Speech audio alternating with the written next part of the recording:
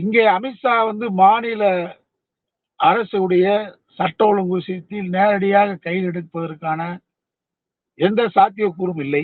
இவருடைய தீர்ப்பு ஆரம்பம் முதல் இப்பொழுது வரை முழுமையாக ஏற்கனவே சொன்ன மாதிரி பாஜகவுடைய அஜெண்டாவா தான் இருக்கு.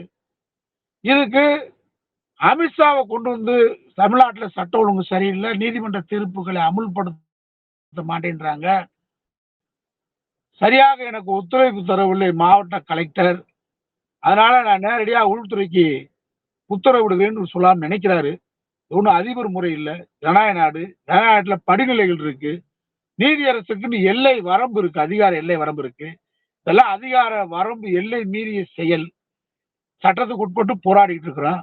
எத்தனை அமித்ஷா வந்தாலும் தமிழ்நாட்டில் இந்த பெரியார் மண்ணுல, அதுவும் மதுரை மண்ணுல நம்முடைய முதல்வர் சொன்ன மாதிரி இங்க அமைதிக்கு பங்கு விளைவிக்கிறவங்கள, வளர்ச்சிக்கு உறுதுணையா இல்லாதவங்கள, வளர்ச்சியை கெடுக்க விரும்புறவங்கள, இந்த மதுரை என்பது ஒரு ஆன்மீக தலம் தான். இங்க மீனாட்சி அம்மன் கோயில் இருக்கு, திருப்பரங்குன்றம் இருக்கு, அழகு கோயில் இருக்கு. அனைவரும் அமைதியா வழிபட்டு இருக்கிற, அமைதியை விரும்பக்கூடிய ஊர்.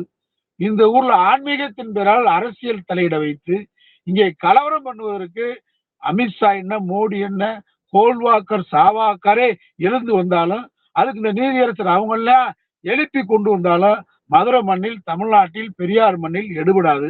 அதனால அரசியலாக்கலாம், கலவரமாக்கலாம் என்ற சதியின் விளைவுதான் இந்த மாதிரியான தீர்ப்புகள். இந்த தீர்ப்புகளை சட்ட ரீதியாக எதிர்கொள்வதற்கு தமிழ்நாடு அரசும் மக்களும் தயாரா இருக்கிறாங்க.